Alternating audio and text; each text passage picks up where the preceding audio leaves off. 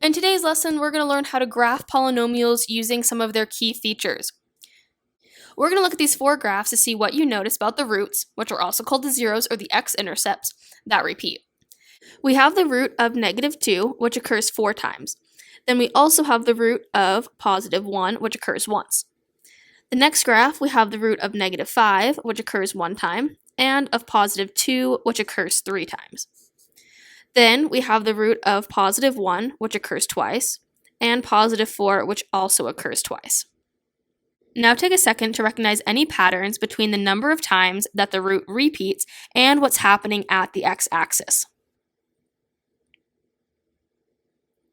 What you should notice is that zeros that have an odd degree are going to cross at the x-axis, whereas the zeros that have an even degree are going to bounce at the x-axis. This is all because of what we call the multiplicity, which is the number of times that a solution occurs. You can find the multiplicity by looking at the exponent value. The value of the exponent is the multiplicity, or the number of times that that solution occurs. Remember, solutions are the same thing as our roots, as our zeros, or as our x-intercepts. All 4 words are synonyms for each other. In order to find zeros and their multiplicities, you first need to be in factored form. Once we're in factored form, we'll take everything with an x and set it equal to 0. Let's take this x out in front, and we know one solution is x equals 0. Take the set of parentheses, x minus 1, set it equal, and x equals +1. Now that we know our zeros, we can state their multiplicities. The multiplicity, again, is going to come from the exponent value. This first x had no exponent, which means it's to the power of 1. So the multiplicity is a 1. Then its behavior, since it's odd, is going to cross. For the solution, x equals +1, the multiplicity is going to be a 3, since that was the exponent value. And since it's odd, it is also going to cross at that root of +1. In the next example, we need to put it in factored form. Always look for that greatest common factor first, which is going to be an x squared, leaving us with x squared minus 2x minus 8. Then to factor the trinomial, what multiplies to -8 but adds to a -2? Well, that would be a -4x and a +2x. And fill everything else in. Split it in half, pull out the greatest common factor again, so we'll have x times x minus 4 plus 2 times x minus 4. Rewrite it out in factored form, and we have x squared times x minus 4 times x plus 2. Now that we're in factored form, we are ready to find all of our solutions. So we have x squared equals 0, take the square root of both sides, doesn't change anything really, x is still 0. To do its multiplicity, it had an exponent value of 2, so therefore the multiplicity is 2, and we know it's going to bounce since it is even. Next factor, we have x minus 4 equals 0, so the solution is x equals 4.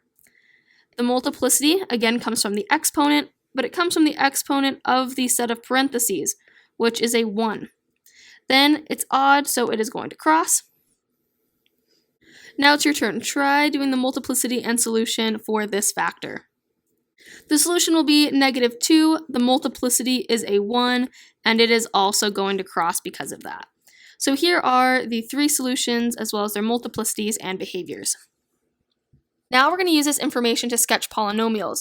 First, you need to figure out the end behavior using the leading coefficient and the degree.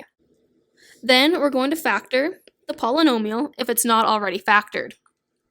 Then you'll solve by setting the factors equal to 0 to find the roots or those x-intercepts. Then we can determine if the graph crosses or if it bounces at each 0. And then lastly, we are going to sketch the graph using all of that information. The sketches do not need to be to scale, but it does need to show these important features. First up is the end behavior, which comes from the leading degree, which is 3 in this case, and the sign of the leading coefficient. We have a positive first term, so it will be positive.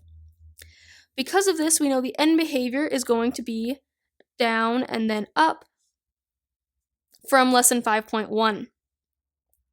Now we need to find the zeros, but before we can do that, we need a factor. We have 4 terms, no greatest common factor, so we can factor by grouping by splitting in half. Pull out that x squared to leave you with x plus 3. Pull out the negative 4 to again get x plus 3. Then we'll have x squared minus 4 times x plus 3. And we always need to look to see if we can factor a second or third time. We have this x squared minus 4, which can be factored further using the difference of squares, which is x plus 2 times x minus 2. Then we'll still have the x plus 3. Now that we're in factored form, we can find all of those zeros. We'd have x plus 2 equals 0, so x is equal to a negative 2. X minus 2 is 0, so x is equal to a positive 2. And x plus 3 is equal to 0, so x is equal to negative 3. This means we're going to have 3 zeros. We have one at negative 3, at negative 2, and positive 2. But we need to know what's going to happen. Are they going to cross or bounce? Going back to the factored form, each zero had an exponent value of 1, which means we're going to cross at all 3 of these points. So now when it comes to sketching our graph, we need to set up an x and a y axis, and let's put our zeros on there. So we have one at negative 3, negative 2, and positive 2. Then we want to look at that end behavior. We know it's going down to the left, and it's going up to the right. Starting from the left, we're going to have to go towards our first zero, which is at negative 3. We know we're crossing here, so we're going to go up. But we have to come back down towards our second zero, so we're going to turn around. Then when we get to negative 2, we're going to cross again because that's what its behavior is. And we're going to go towards the last zero of positive 2, and again we're going to cross and connect to our upward arrow since we know we have to end in the upward direction. So together the end behavior as well as the zeros and their multiplicities work together to give us the correct shape of the graph. When the polynomial is already in factored form, it saves us a step to factoring, but we do have to do a little bit more work to find the degree.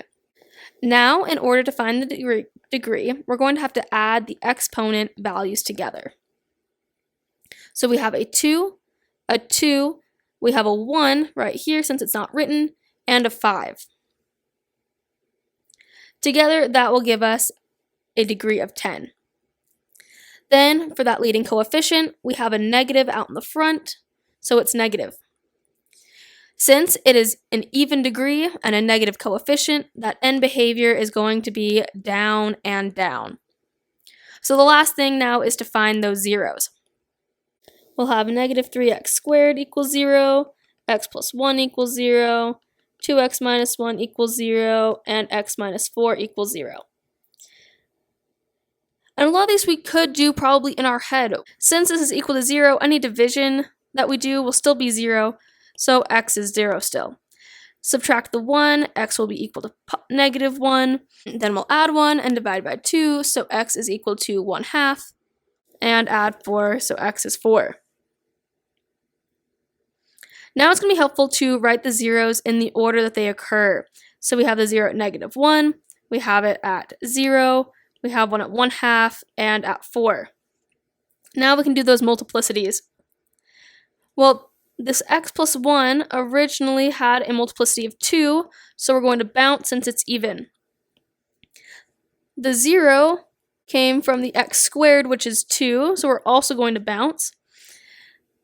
The root of 1/2 came from this factor right here, which has an exponent value of 1, which means we're going to cross. And the root of 4 came from this factor, which has an exponent value of 5, which means we're also going to cross here.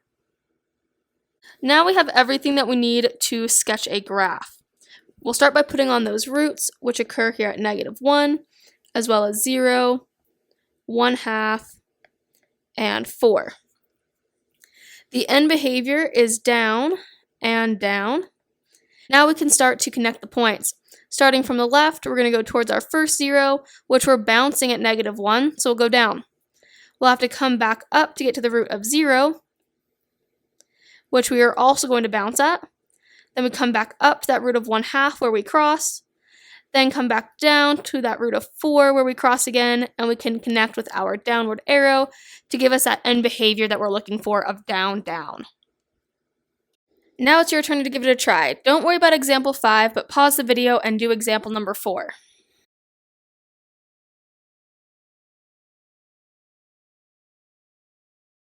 This polynomial is going to have a degree of 4 because we have the exponent value of 1, 2, and 1 combined together. With that positive leading coefficient, we have an up, up, and behavior. As we approach our first 0, which is negative 3, we're going to cross since it's odd. We'll approach our next 0 of negative 1, which we also cross because it's odd. Then we'll come back down to our last 0 of 2/3, and we'll bounce since it is even to finish that up, up, and behavior.